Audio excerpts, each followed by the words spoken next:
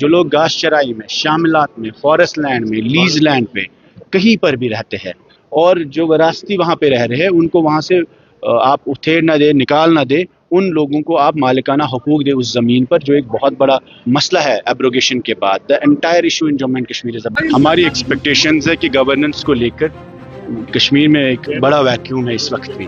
ہماری امید ہے کہ گورننس کو لے کر جو گورننس کے ایشوز ہیں ان سب پہ بات ہونی چاہیے، اور جو ڈیفیسٹ ہے opposition, as an opposition we are also seen کہ دیر آر جینوئن ایشوز جو گورنمنٹ کی کمپیٹنس میں ہے، کہ ڈیولپمنٹ کا پروسیس سلو ہے، جو وعدے کیے گئے اس پہ بات ہونی چاہیے. اور اس کے ساتھ ساتھ جو سب سے بڑا مدعا ہے کہ پیپلز ڈیموکریٹک پارٹی کا جو لینڈ بل ہے، that the land security of the people of Jammu and Kashmir, جو لوگ گھاس چرائی میں، شاملات میں، فارسٹ لینڈ میں، لیز لینڈ پہ کہیں پر بھی رہتے ہیں اور جو وراثتی وہاں پہ رہ رہے ہیں ان کو وہاں سے آپ اتھیڑ نہ دے، نکال نہ دے، ان لوگوں کو آپ مالکانہ حقوق دے اس زمین پر، جو ایک بہت بڑا مسئلہ ہے ایبروگیشن کے بعد. The entire issue in Jammu and Kashmir is about the land security and land safety. So we have brought a bill and we want the assembly to support, we want the National Conference government to support the PDP's land bill, اور تاکہ لوگوں کو ایک land security یہاں پہ ملے. اور ان سب چیزوں پہ کوشش ہوگی کہ بات ہوگی.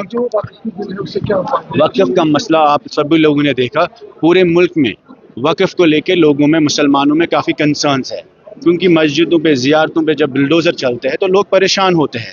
تو ہم نے ایک ریزولوشن لایا جس سے یہ میسج چلا جائے گا کہ وقف کے جو انسٹیٹیوشنز ہیں وہ یہاں کے مذہبی رہنماؤں کو ملے، خاص کر میر وائز کشمیر، جو ہمارے میر وائز بھی ہے، امام بھی ہے، اور ان کے انڈر جو مسلم علماء کا جو کونسل ہے، MMU جسے کہتے ہیں، اس کے حوالے آپ وقت کے انسٹیٹیوشنز کو کرے. آپ نے دیکھا ریسنٹلی کس طریقے میں حضرت بل میں ایمبلم کو لے کر ایک کنٹروورسی کریٹ کی گئی. تو these are insensitive people running the institutions of Waqf. This is an institution of faith and we want Meerwaiz Kashmir to be the custodian and the council, MMU کا جو council ہے، جس میں رحمت اللہ صاحب بھی ہے، جس میں آغا صاحب بھی ہے، جس میں داؤدی صاحب ہے، جس میں کافی ہمارے ریلیجس اسکالرز جو ہے، گرینڈ مفتی صاحب ہے، اور جس کو رہنمائی میر وائز کشمیر کرتے ہیں.